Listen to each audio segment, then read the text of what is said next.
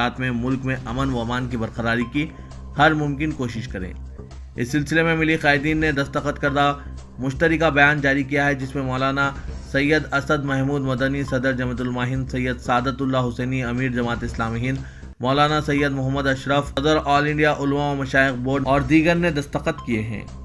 मुश्तरका बयान में कहा गया है कि अयोध्या में राम मंदिर से मुतालिक मुजविज़ा तकारीब को सियासी मकासद के लिए इस्तेमाल करने की कोशिशें हमारे नज़दीक तशवीश का बात है।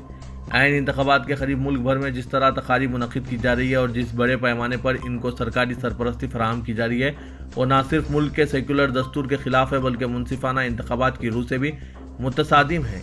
हम इस मौके पर अपने इस मौक़िफ़ का भी इआदा करना ज़रूरी समझते हैं कि बाबरी मस्जिद से मुताल्लिक़ सुप्रीम कोर्ट के फैसले से हम मुतमईन नहीं हैं।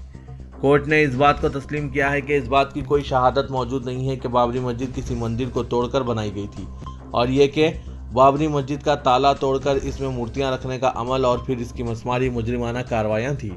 लेकिन इन बातों को तस्लीम करने के बावजूद कोर्ट ने महज अकीदे को बुनियाद बनाकर मस्जिद की जगह मंदिर की तामीर के लिए दे दी।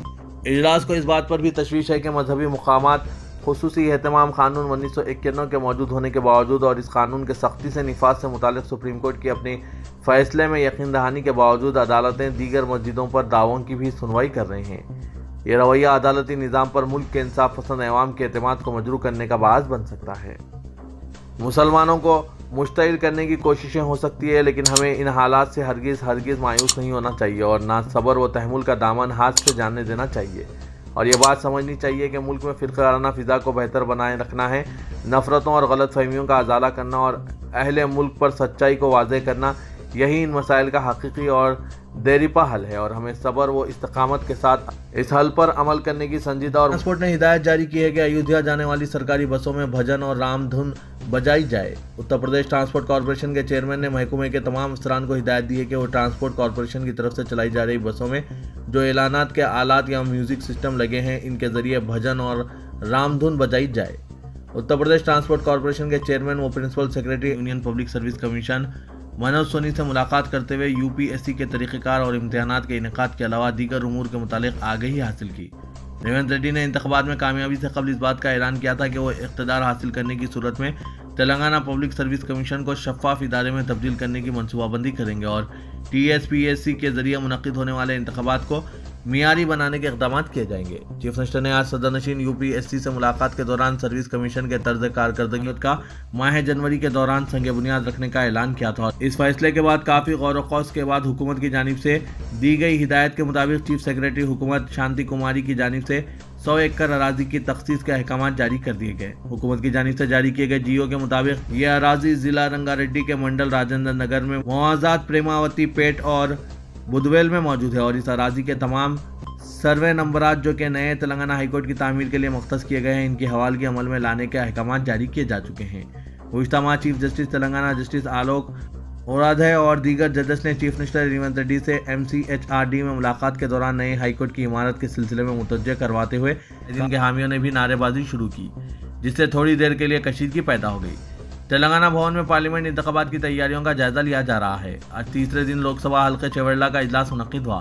7 असेंबली हल्कों में फी हल्का 100 कायदीन व कारकुनों को मदऊ किया गया। अपनी शिकस्त के लिए पायलट रोहित रेड्डी ने साबिक़ वज़ीर पी महिंदर रेड्डी को जिम्मेदार करार दिया, जबकि पी महिंदर रेड्डी ने असेंबली हल्के तांडूर में BRS पार्टी को ग्रुप्स में तकसीम कर देने का पायलट रोहित रेड्डी पर इल्ज़ाम आयद किया। दोनों कायदीन सबकी मौजूदगी में एक दूसरे को तनकीद का निशाना बनाने लगे। दोनों कायदीन के हामियों ने भी नारेबाजी शुरू कर दी, जिससे इजलास में अफरा तफरी पैदा हो गई और हालात को मजीद बिगड़ने से रोकने के लिए हरीश राव ने इजलास को लंच वक्फे का ऐलान कर दिया। थोड़ी देर के बाद हालात मामूल पर आए। हरीश राव ने पी महिंदर रेड्डी और पायलट रोहित रेड्डी को तबलीगी जमात के इज्तिमा के इंतजाम से मुतालिक रकम की इजराई रोकने बीजेपी रुकन असम्बली राजा सिंह की दरख्वास्त पर कोई फैसला देने से गुरेज किया। जस्टिस नागेश भीमा पागा के इजलास पर राजा सिंह की दरख्वास्त की आज समाअत हुई, जिसमें इज्तिमा के इंतजाम के सिलसिले में हुकूमत की जानिब से मंजूरा रकम की इजराई रोकने की अपील की गई। दरख्वास्त गुजार के वकील ने मजहबी इज्तिमा के लिए हुकूमत की जानिब से रकूमात की इजराई की मुखालिफत की और कहा कि वक्फ बोर्ड की रकम जारी करने का हुकूमत को इख्तियार नहीं है।